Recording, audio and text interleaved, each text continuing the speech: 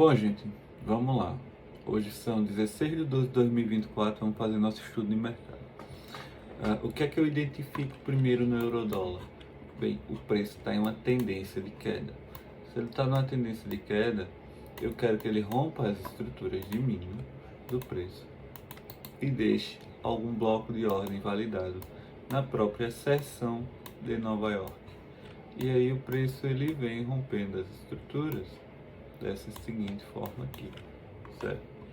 Só que quando você para identificar aqui, ó, ele deixou os níveis de pós, que foi esses carinhas aqui, 1, 2, quando rompeu a estrutura e já voltou, rompeu a região, caiu, beleza, que não rompeu tanto assim, mas o preço teoricamente deveria ter feito isso aqui, ter caído de novo, para ter voltado, para poder ter deixado alguma região validada em cima dessa zona.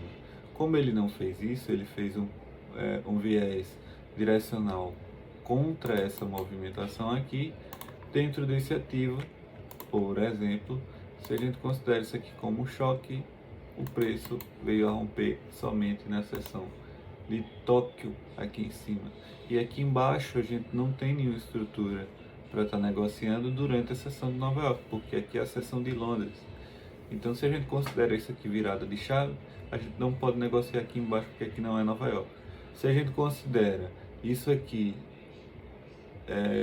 uma continuação de tendência, a gente não pode negociar aqui em cima, mas porque o preço não rompeu o fundo para validar essa região aqui, certo? Então no euro-dólar não existe negociação hoje.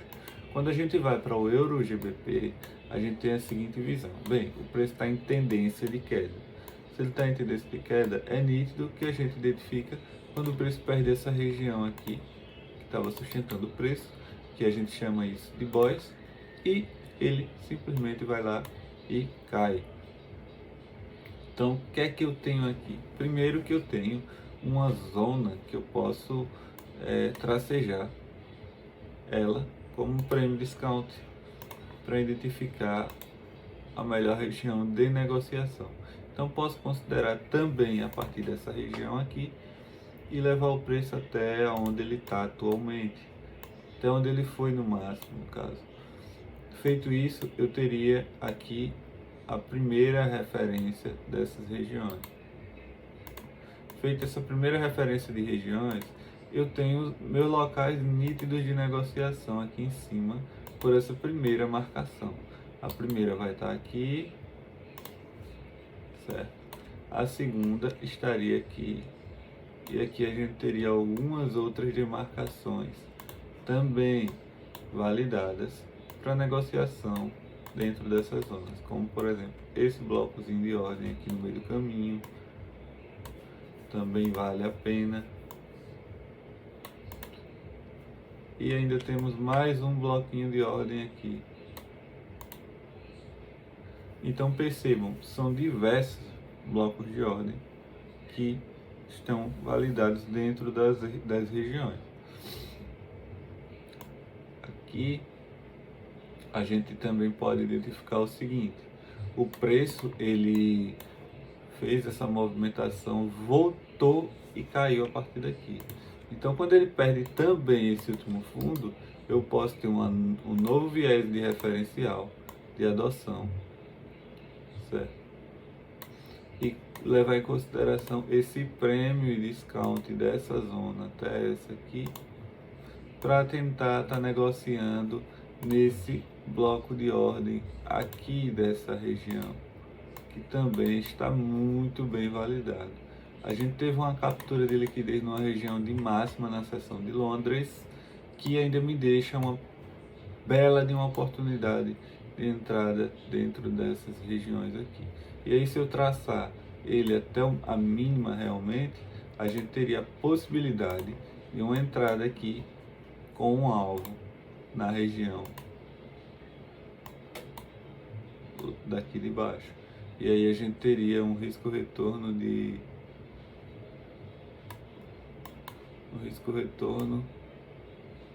pelo menos aqui para buscar um 5 para 1, certo?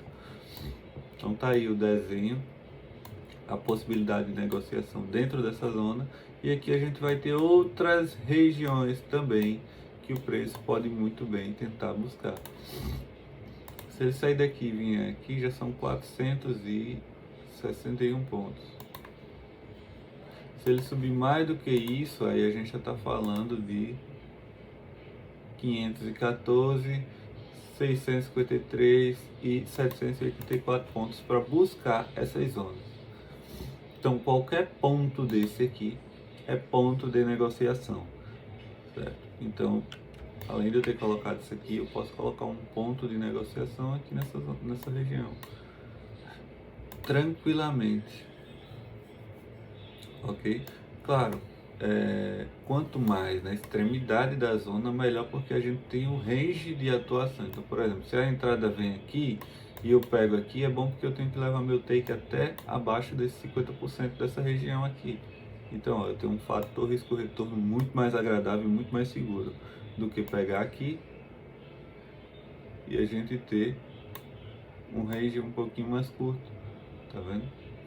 Mas aí tem que levar no mínimo nos 5 vezes o risco-retorno. Então é isso aí, vamos pressionar basicamente isso aqui, ó, para tentar deixar as coisas nítidas nessas movimentações. Então temos a primeira região de entrada aqui, um stop de 40 ou uns 60 pontos,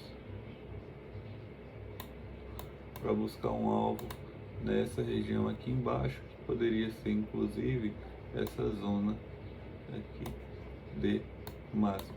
Então eu tenho essas duas possibilidades de entrada hoje aqui no GBP dólar.